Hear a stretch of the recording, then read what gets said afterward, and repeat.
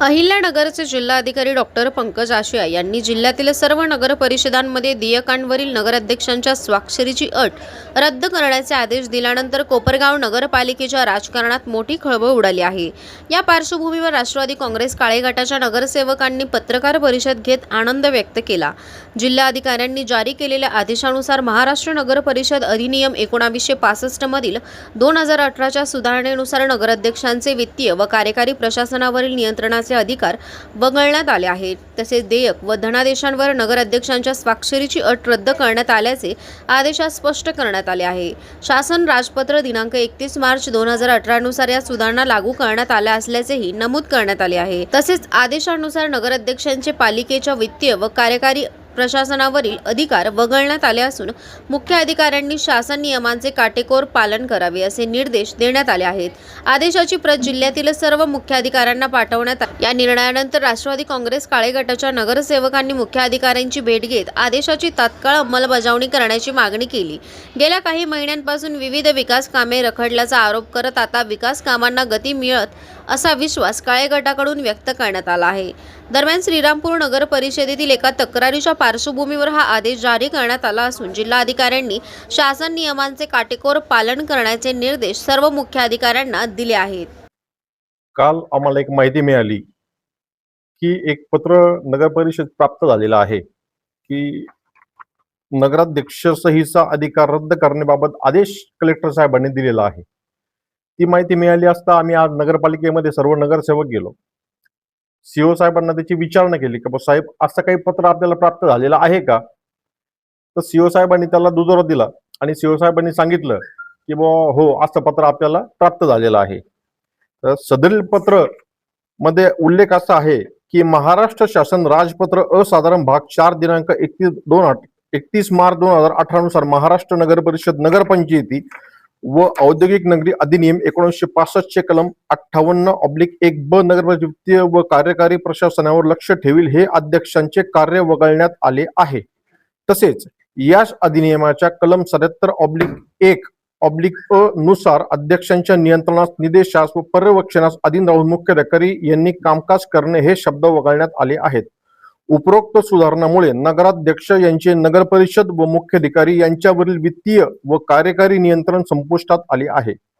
याचा अर्थ आम्ही ज्यावेळेला सीओ साहेबांना विचारला का सदरील अधिकार परत तुमच्याकडे आलेले आहेत का, नगराध्यक्ष साहेबांचे अधिकार कमी करण्यात आले आहे का, तर त्यांनी सांगितल्यानंतर ते बोलले की हो असं लेटर आपल्याला आलेलं आहे आणि शासनाने आपल्याला त्याचं तंतोतंत पालन करायला लावलेलं आहे।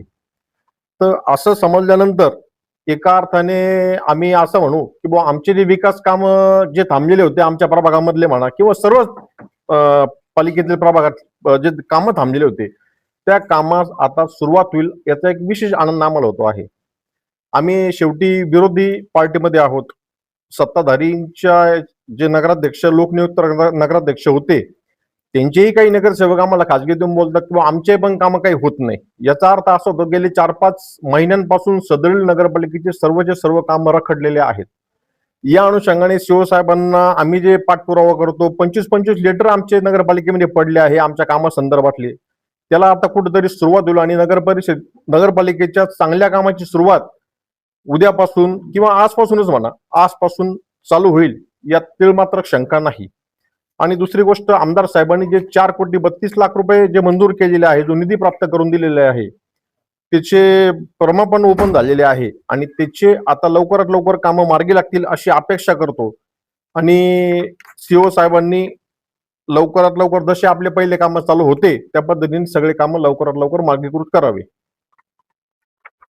साधे जर छोट्या छोट्या गोष्टींचा विचार केला की नागरिकांना लागती पाणी वेळेवर येत नाही, पाणी स्वच्छ येत नाही। सगळ्यात नंतर जे आपण गटारीवरचे जे ढापे असतात ते ढापेसाठी अर्ज केलेले आम्ही, ते ढापे लवकरात लवकर बसून मिळत नाही। आता आमचा जर समजा प्रभाग क्रमांक जर 2चा जर विचार केला तर प्रभाग मोठा आहे, विस्तारलेला प्रभाग आहे। तिथं झाडणाऱ्याची टीम आहे ती फक्त आज एका भागात झाली का दुसऱ्या भागामध्ये 8 दिवसांनी जाती। हे लोक येऊन सांगतात का भाऊ आमच्याकडे माणसं येत नाही झाडायला। मग बरं तक्रार करायची नगरपालिकेला वारंवार किती अर्ज द्यायचे हा मोठा प्रश्न पडतो। ठेकेदारांना फोन केला का ठेकेदार उडवडीचे उत्तर देतात। अशा पद्धतीचे कामकाज चालू आहे। नागरिकांना आता मध्ये पाऊस पडला होता त्या अनुषंगाने मुरुमाची मागणी केली होती आम्ही. ठराविक ठिकाणी मुरुम पडला, काही ठिकाणी रस्ते उखडलेले समतानगर मधले, त्यातही त्यांनी मुरुम टाकला नाही. अशा पद्धतीची परिस्थिती आहे. काही दिवसापूर्वी कोपरगाव शहरामध्ये औषध फवारणी होत होती, तर तुमच्या प्रभागात फवारणी झाली? नाही, त्या औषध फवारणी संदर्भात आणि जे आपला जो चर आहे तो चर साफ करण्यासाठी मी स्वतः पत्र दिलेलं होतं आणि त्याची बातमी पण लागलेली होती. आपल्या पत्रकारांनीच बातमी लावलेली होती त्याची. त्याचं चर सुद्धा साफ झालेलं नाही, कारण पावसाळ्यामध्ये आपल्याला माहिती आहे का चर जर साफ झालं नाही तर त्यातून पाणी येतं आणि खडकीमध्ये पाणी घुसतं. त्या अनुषंगानेच आम्ही त्यांना बोललो होतो, तुम्ही पावसाळ्याच्या अगोदर चर साफ करा, गटारी आहे त्या मोकळ्या करा, ढापे बसवा. खडकी भागात जर औषध फवारणीची नितांत गरज आहे, खडकी भागातही औषध फवारणी झालेली नाहीये. यावर तुम्ही जाबीवर विचारला का काही? बऱ्याच वेळेला गेलो. ते उद्या होणारे परवा होणारे अशाच वेळेला होते. त्याच्यामध्ये सीओ साहेब 20 दिवस नव्हते. आता जो अध्यादेश निघालाय हा, त्याचा काही उपयोग होईल काय? 100% होणार. जे आम्हाला खात्री आहे की एकदा आम्ही सीओ साहेबांना मागच्या वेळेला पण आम्ही ज्या वेळेला प्रशासन राहत होतं त्यावेळेला सीओ साहेबांकडून आम्ही बरेचसे कामं करून घ्यायचो आणि साहेबही कामं करायची. त्या अनुषंगाने आम्हाला एक आस आहे की आता 100% नगरपालिकेचे सर्व कामं आता लवकरात लवकर होतील याची खात्री आहे. कालच नगरपालिका यांना जिल्हाधिकारी कार्यालय यांच्या मार्फत हे पत्र मिळालं की नगराध्यक्ष यांचे अधिकार काढून घेण्यात आलेले आहे. आणि अतिशय ही कोपरगाव शहरवासी यांच्या दृष्टीने आनंदाची गोष्ट आहे, कारण गेली 5-6 महिन्यापासून सत्ताधारी असतील, नगराध्यक्ष असतील, यांनी कोपरगावच्या जनतेला वेठीसच धरलेला आहे. कारण माझ्या भागातला रस्ता असेल, आमदार आशुतोष दादा यांनी त्या रस्त्यासाठी भरघोस निधी आणून आचारसंहिता लागण्याच्या आत त्याचं उद्घाटन केलेलं होतं. परंतु नगर परिषदेची निवडणूक लागली आणि ते काम थोडं मागं पडलं. परंतु त्या कामाची वर्क ऑर्डर झालेली होती, ठेकेदाराने ते काम घेतलेलं होतं.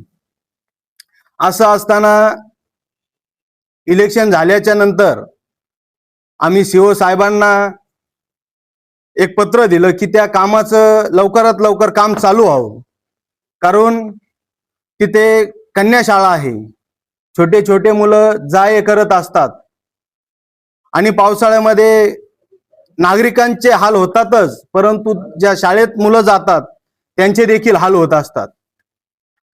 आणि आम्ही एक पत्र दिलं, दुसरं पत्र दिलं आणि तिसरंही पत्र दिलं आणि ते पत्र आम्ही सीओ साहेब असतील, नगराध्यक्ष यांना सुद्धा प्रत रवाना केली, त्याचबरोबर जिल्हाधिकारी यांना सुद्धा ती प्रत रवाना केली.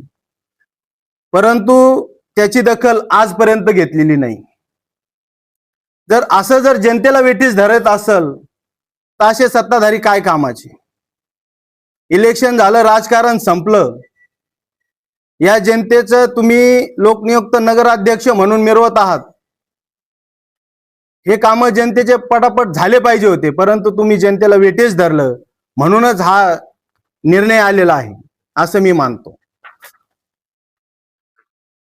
आणि सीओ साहेबांनी देखील हे जे पत्र आलंय या पत्राच्या अनुषंगाने तात्काळ कार्यवाही करून जे काही शासनाने निर्देश दिलेले आहे त्याची तात्काळ अंमलबजावणी करावी अशी मी त्यांना, आज आम्ही सर्व नगरसेवक त्यांच्याकडे गेलो होतो आणि त्यांना विचारणा केली की हे जे पत्र आले याची अंमलबजावणी कधी होईल. त्यांनी आम्हाला शब्द दिला की याची लवकरात लवकर अंमलबजावणी होणार आहे, म्हणून ही एक आनंदाची गोष्ट आहे. तुम्ही म्हणताय नगराध्यक्ष सर्व अधिकार काढलेले, मग आता विकास कामांचं कसं? विकास काम हे जे अधिकार आहे ते आता सीओनकडे गेलेले आणि सीओनकडे गेलेले असल्यामुळं हे काम आता या विकास कामाला गती येईल असं आम्हाला वाटतं. अधिकार कोणी काढले? हे जिल्हाधिकारी यांनी काढले, पत्र आहे. हो, जिल्हाधिकाऱ्याला नियंत्रण संपुष्टात आल्याने हे विधेयक प्राप्त नमुना क्रमांक 64 व धनादेशवर नगराध्यक्षांची स्वाक्षरी घेणे अधिनियम सुधारणा 2018 विरोधात आहे असे नमूद करून नगर परिषदेने योग्य ते निदर्शन आदेश देण्यात यावे अशी विनंती जिल्हाधिकारी यांना केली आहे.